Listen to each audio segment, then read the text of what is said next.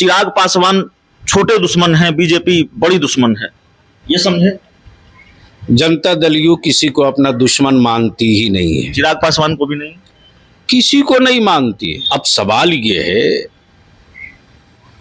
कि पहले चचा भतीजा का तो मामला शॉर्ट हो जाए।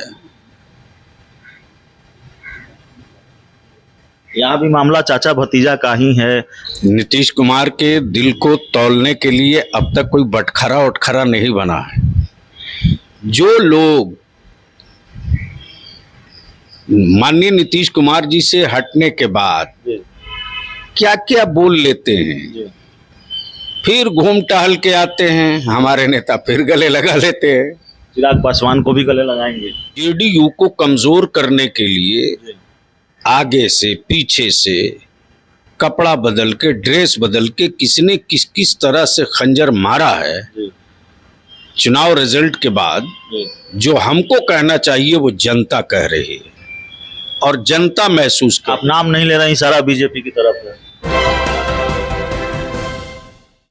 कि आपकी पार्टी की विधायक हैं और पूर्व मंत्री रही हैं बीमा भारती। उन्होंने बड़ा दिलचस्प बयान इसलिए कि इस तरह के बयान की उम्मीद जेडीयू से नहीं की जा सकती। उन्होंने कहा कि देखिए, चिराग पासवान बिहार में घूम रहे हैं और अगर वो एनडीए में आते हैं तो फिर अच्छा है, मिलकर काम करेंगे।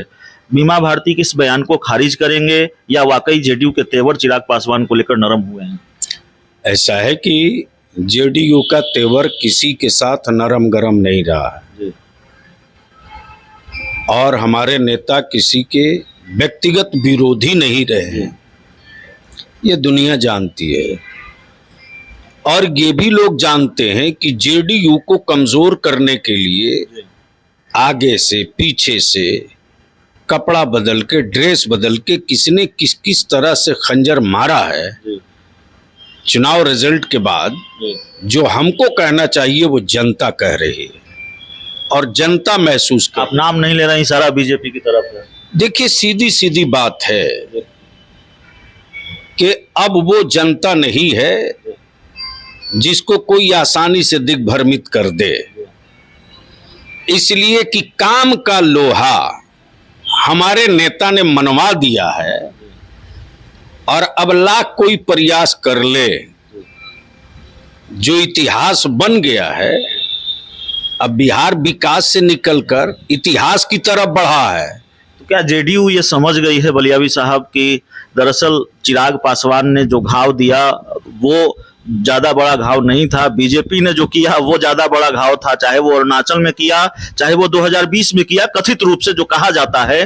और जिस तरह से भारतीय जनता पार्टी सुशासन पर सवाल उठाती है, अपनी ही सरकार पर सवाल उठाती है, तो चिराग पासवान छोटे दुश्मन हैं, बीजेपी बड़ी दुश्मन है, ये समझे।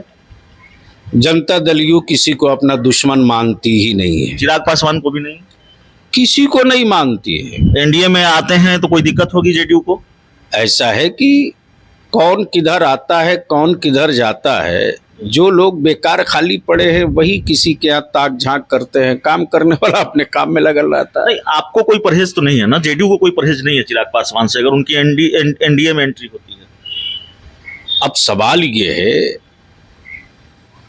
कि पहले चचा भतीजा का तो मामला शॉर्ट हो जाए। यहाँ भी मामला चाचा भतीजा का ही है। चाचा ने बुलाया, चिराग पासवान गए, चाचा का पैर छूकर चिराग पासवान आशीर्वाद ले रहे हैं। और बड़ी तारीफ हुई मुख्यमंत्री नीतीश कुमार की भी कि बड़ा दिल दिखाया मुख्यमंत्री नीतीश कुमार ने, और बड़ी तारीफ हुई चिराग पासवान की भी कि संस्कार का परिचय दिया। नीतीश कुमार के दिल को तौलने के लिए अब तक कोई बटखरा उटखरा नहीं बना है। जो लोग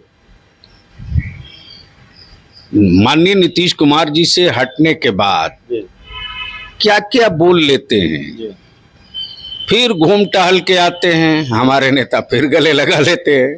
चिराग पासवान को भी गले लगाएंगे।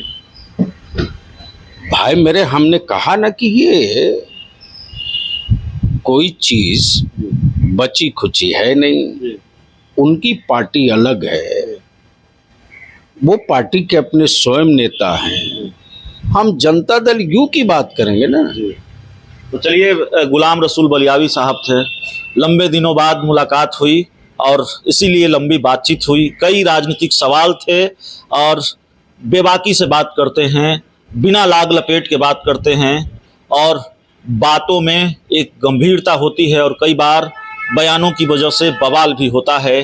तो इस इंटरव्यू में इतना ही, इस पूरी रिपोर्ट में इतना ही। बहुत बहुत धन्यवाद।